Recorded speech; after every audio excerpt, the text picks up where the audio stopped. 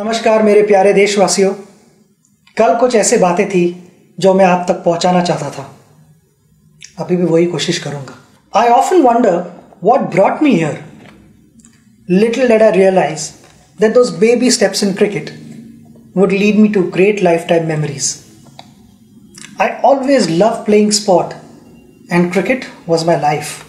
My father, Professor Ramesh Tendulkar, was a poet and a writer. He always supported me and encouraged me to be what I wanted to be in life. The greatest gift I got from him was the freedom to play, the right to play.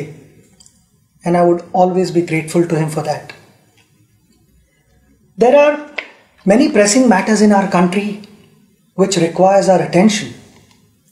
Economic growth, poverty, food security, healthcare, among many others. Being a sportsman, I'm going to talk on sports, health and fitness of India, for it has a telling impact on our economy. My vision is a healthy and fit India. जब स्वस्थ है युवा, तब देश में कुछ हुआ. India is set to emerge as the youngest average age nation in the world by 2020. So the assumption is, ये young है तो fit है, but we are wrong. We are the diabetic capital of the world, with over 75 million people being affected by this disease. And when it comes to obesity, we are sitting at number 3 spot in the world. The economic burden of these diseases will not allow our nation to progress. According to a UN report, the impact on the Indian economy of non-communicable diseases from year 2012 to 2030 will be $6.3 trillion US. यानी Indian 4 crore रुपये. आपने सही सुना, 4 करोड़ रुपये.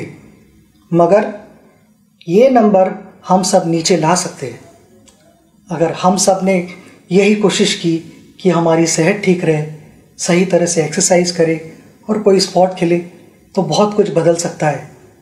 But I feel उसके लिए we need a plan to help us become a sporting nation, to change our sedentary lifestyle, unhealthy mindset.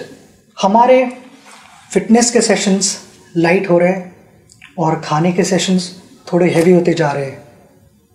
हमें यह आदत बदलनी चाहिए. मुझे लगता है कि इस मोबाइल फ़ोन के ज़माने में हम सब immobile होते जा रहे हैं. Many of us only discuss, but we don't play at all. We need to transform India from a sport-loving nation to a sport-playing nation. Make everyone more active and participative. Inculcate and develop a sporting culture in our country. The northeast of India, which has only 4% population of India, has a vibrant sporting culture. It has produced many sporting heroes, including our boxing icon, Mary Kom. Recently crowned champion weightlifter, Mirabai Chanu, Deepa Karmakar, Baichung Bhutia, Sarita Devi, Sanjita Chanu, and many more. Sport promotes social harmony. President Nelson Mandela's efforts to use the Rugby World Cup in South Africa's journey to become an inclusive state is legendary. Sport has a unique way of building a nation. It builds character for individuals, and character for individuals means character for India. From being a naughty child to chasing a dream to win the World Cup for India, I became more disciplined and more focused. I had a goal and I started planning for it. But the most important aspect was the execution of those plans. Not always did I succeed. There were occasions where I failed. But sports taught me to get back on my feet again and compete in the fairest possible manner. I fondly recall a few lines shared by my father many years ago. पराभव म्हणजे शेवट नाही. हरून घरात बसणं योग्य नाही. कधीतरी एखादा उत्कृष्ट खेळाडूही शून्यावर बाद होतो, पण त्यानंतरचा संघर्षच उद्याचं सामर्थ्य निर्माण करतो. आयुष्याला एक वेगळी कलाटणी देतो. We must build a sporting culture in our country. Otherwise, a young, unfit, unhealthy India is a recipe for disaster. I am humbly proposing a framework of 3 I's here. Invest, ensure, immortalize. Invest. We must invest our own time and effort and ensure our wellness. Each one of us needs to start adopting an active sport and play it regularly. We have our honorable chairperson who loves his game of badminton, much like the famous poet and lyricist Gulzar Saab's love for tennis. Age is no bar, as we are a country where one of the oldest marathon runners is the 101-year-old E.P. Parmeswaran from Kochi, whom I met recently. Our citizens and school children should have access to more sports infrastructure. Open spaces and playgrounds should be retained. Along with smart cities, we should look at building smart sport cities. In this context, I appeal to the Honorable Minister for Corporate Affairs, Arun Jaitley ji, to kindly consider a percentage of CSR spends be made compulsory for the development of sports infrastructure. At a policy level, sport should be at par with any other subject in schools. Children representing school, district, state or country should get added marks or grades. This has been an area that I have been pursuing since the beginning of my tenure. I am grateful that it is indeed under serious consideration with the HRD and sports ministries working together on the same. जब घर में बेटी पैदा होती है तब हम कहते हैं लक्ष्मी घर आई है. उस लक्ष्मी को लक्ष्मी की तरह रखना हमारे हाथ में है. Daughters of India have shown what they are capable of with champions like Sindhu, Sakshi, Saina, Sania, Mithali, and the list goes on and on. When dreams don't discriminate, then why do we? I want to appreciate their parents, their family members, their coaches, their friends for helping them, for encouraging them, and that is the only reason they have reached here. My message to parents is to give equal support and encouragement to their daughters and sons, and they will make them proud. Before the Olympics or a major sporting event, our expectations go skyrocketing. I realize that things are changing for the good and that we have adopted a long-term approach on preparation. Along with early identification of talent, we must also have a dedicated squad guiding our athletes' preparations. And I feel it is extremely important to have a full-time support staff around our athletes, and winning medals should become their target as well. Last year, before the Olympics, one of our wrestlers was traveling to America for better sparring partners and to learn modern methods of wrestling. Could we have got them to India instead and use Digital India to share their training sessions with the rest of our coaches? And I'll back that up with my conversation with our badminton icon Pulela Gopichand, who said there is abundant badminton talent in India, but he was concerned about the coaching standards in our country. Persistence, preparation and practice will help us achieve our targets.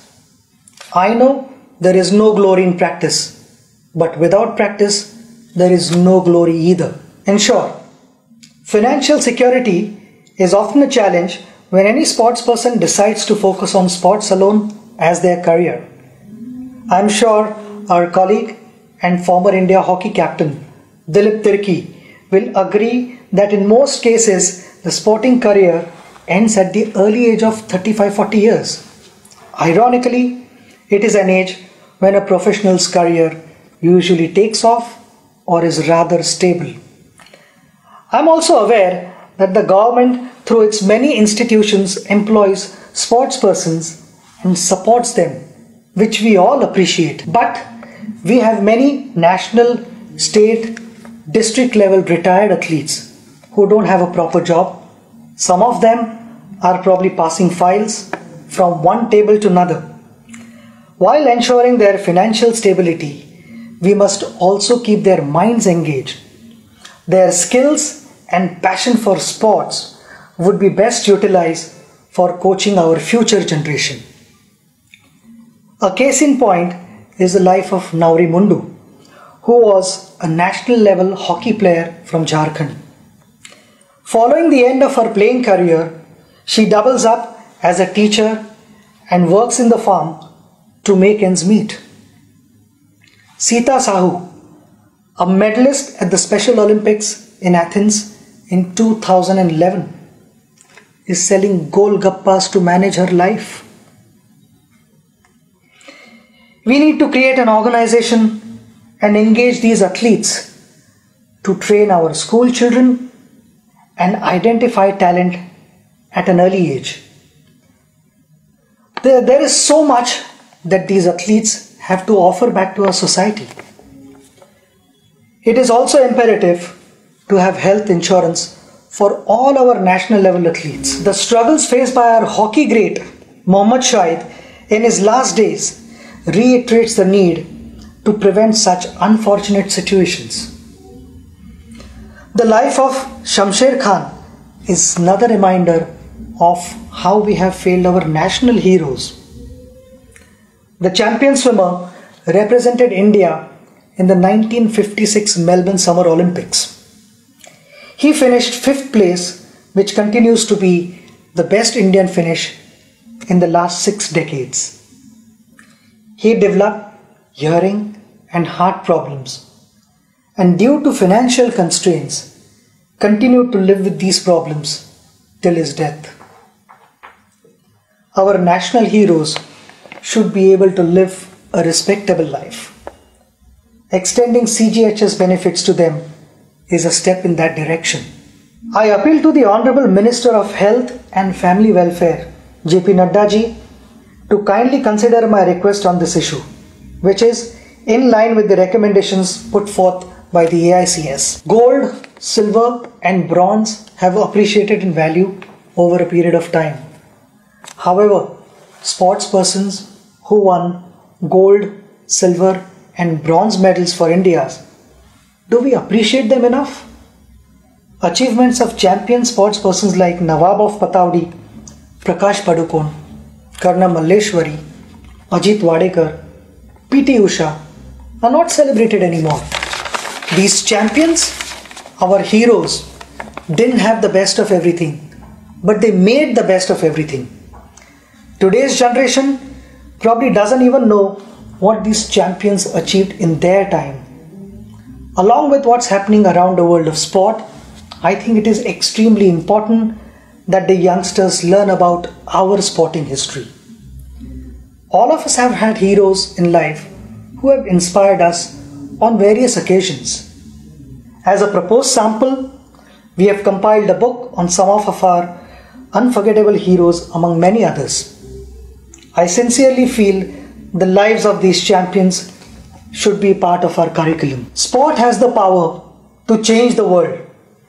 It has the power to inspire. It has the power to unite people in a way that little else does. It speaks to youth in a language they understand. Sport can create hope where once there was only despair, said Nelson Mandela. In the year 2009, this August House passed the Right of Children to Free and Compulsory Education Bill. It is my humble suggestion that the Act be amended to include the right to play. Sports can be considered an essential and mandated part of the curriculum. Consequently, each child should get the right to play a sport at school.